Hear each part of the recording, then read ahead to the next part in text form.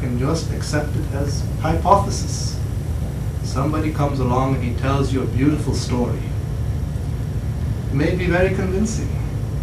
It may be truly very convincing. Still, it should not be accepted, because I find that whatever did not come out of my own experience, as far as my living reality is concerned, it has no relevance at all.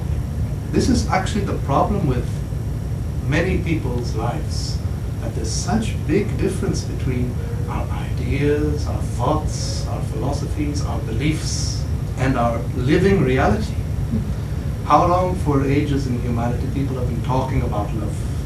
It's the most talked about subject perhaps ever on love. Writing poetry about love, singing about love, dancing about love.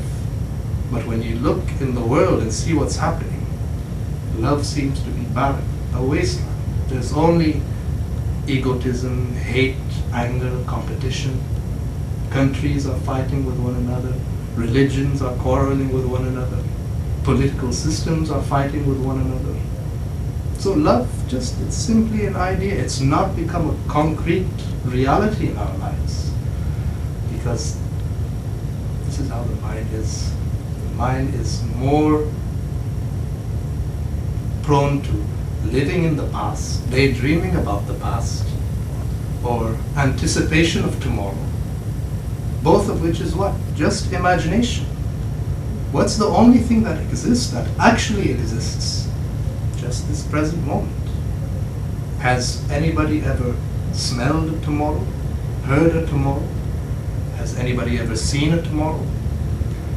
And this desire for becoming something, to become something, future becoming, that your happiness is to be somehow be found tomorrow.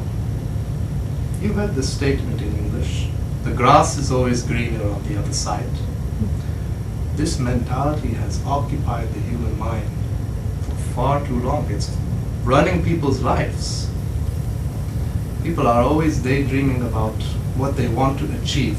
And in the meantime, this present moment, it's as if we have eyes, but we're completely blind. We have ears, yet we're completely deaf.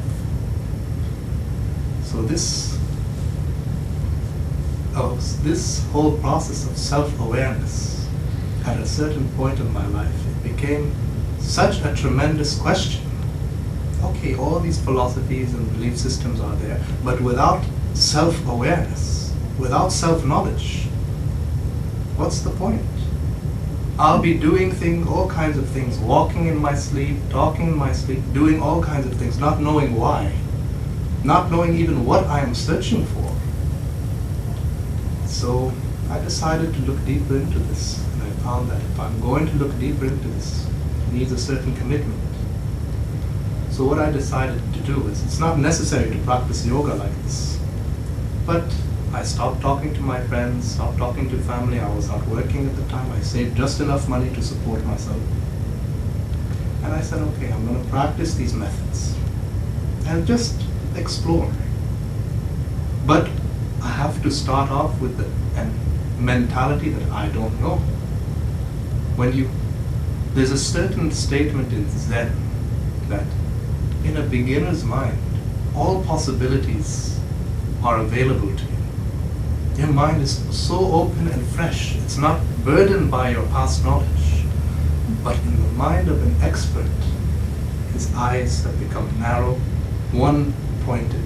He can't see anything beyond his knowledge.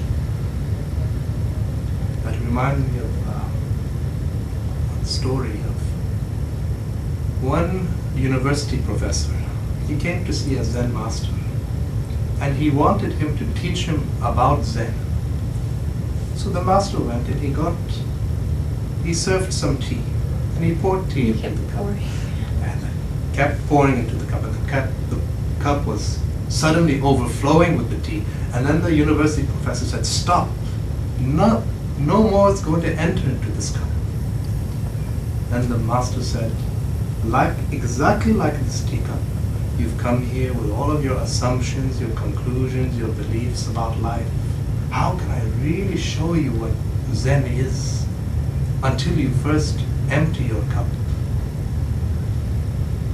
So I discovered that true investigation into life, true inquiry into life, can only begin from this space, when you realize you don't know.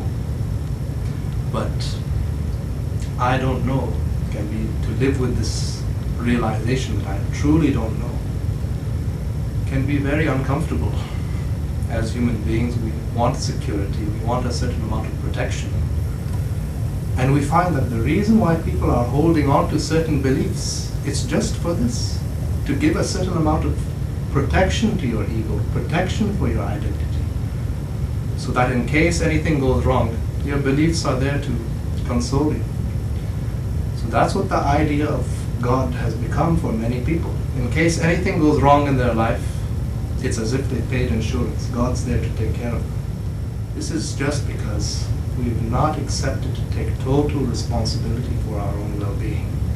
That's the whole problem. Your happiness should be dependent upon nothing else except your own consciousness. And is there any other experience of life except the consciousness that we are carrying from moment to moment? If at the level of your consciousness you're totally centered and balanced, and even if the world is in a hell, still your silence remains unbreakable. Even if the physical body is in great suffering, in great sickness. That reminds me of a very well-known sage. I don't know if you've ever heard of him. His name was Ramana Maharishi. You heard of him? Very recent, just the last 50 years. He lived in India. And towards the end of his life, he was in such physical suffering. I believe he had cancer. And when he was walking, he could barely even keep his head erect. Just simply to walk was a great torture for him, but still he kept on doing ordinary things. So his disciples asked him, how can you accept this? We see very much what a torture the body has become for you. How is it you just don't want to die and just get rid of this misery?